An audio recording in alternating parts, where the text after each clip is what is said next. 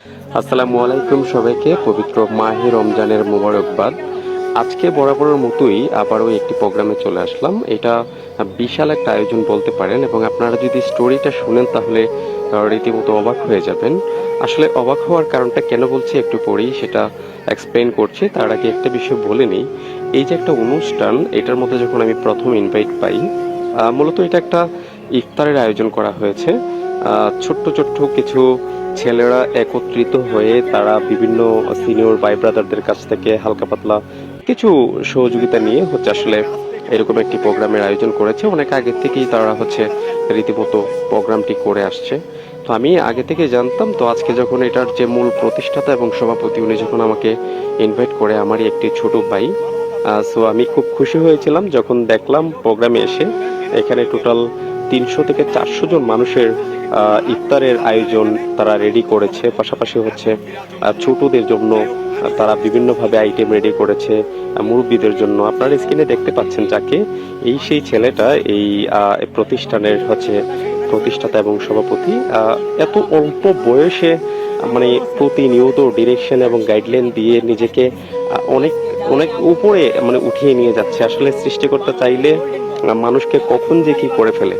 এই ছেলেটাকে যখন আমি প্রথমে দেখতাম তখন দেখতাম প্রাইমারি স্কুলের মধ্যে পড়াশোনা করছে। হঠাৎ করেই সে মাদ্রাসাতে মুভ করে, দেন এক পর্যায়ে আস্তে আস্তে সে ডে বাই ডে একটু ইসলামিকের দিকে বেশি একটু ঝুঁকে পড়েছিল। তো এটা আমাদের দিকে খুব ভালো লাগলো আসলে। তো এই ছেলেটার নাম রায়হান, আমার ছোট ভাই। সবকিছু মিলিয়ে তার কাছ থেকে যে বিষয়টা আমরা শিখতে পেরেছি আর কি যদি বলি, তো একটা মানুষ যদি সৎ উদ্দেশ্য নেয় বা মহৎ একটা উদ্দেশ্য নেয়, তাহলে কিন্তু সফল যে হতে পারে বা তার লক্ষ্য স্থির যদি ঠিক থাকে, তাহলে সে যে একটা জায়গায় যেতে পারে।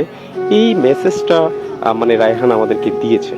কারণ তার ছোট্ট ছোট্ট পরিকল্পনা থেকে ছোট্ট ছোট্ট যে অনুদান ছিল, ছোট্ট ছোট্ট কিছু সহযোগিতা থেকে আজকে কিন্তু সে বিশাল বড় একটি প্রতিষ্ঠান তৈরি করেছে। হিলফুল ফজল বাংলাদেশ গোল্ডেন বয়ের নাম দিয়ে একটি প্রতিষ্ঠান যদি বলি, প্রতিষ্ঠান বলতে এটা একটা ভার্চুয়ালি, আমি এটা আদৌ জানি না যে এখানে ফিজিক্যালি এটা আছে কিনা, থাকলে থাকতেও পারে। তো ভিডিওটি যারা দেখবেন তারা অন্যভাবে নেবেন না। আমি সাইনবোর্ডে যেটা দেখতে পারলাম, উপরেই দেখতে পাচ্ছেন আমার সাইকেল। পাশাপাশি এখানে তাদের যারা ভলেন্টিয়ার ভাইয়েরা ছিল, আমার অনেক মামা ভাতিজা অনেকেই ছিল এখানে।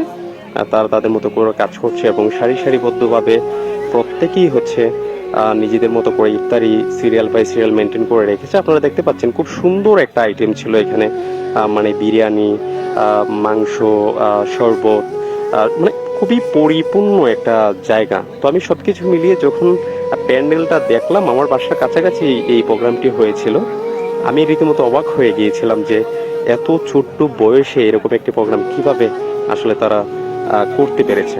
তো সর্বশেষ যেটা জানতে পারলাম যে তারা বিভিন্ন মাধ্যমে কিছু অর্থ কালেক্টেড করেছে এবং নিজেরাও এই বয়সে সমস্ত কিছু উজাড় করে দিয়ে আল্লাহ এবং আল্লাহর রাসূলের রাস্তায় তারা প্রতিনিয়ত বিলিয়ে যাচ্ছে।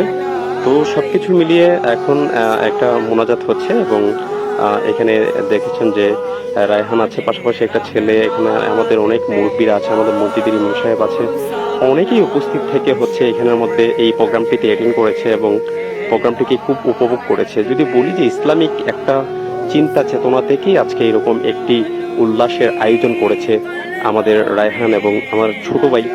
মানে আমি এটা কি বলবো, যে একটা অন্যরকম একটা অনুভূতি যে এই বয়সে এটা সে করতে পেরেছে।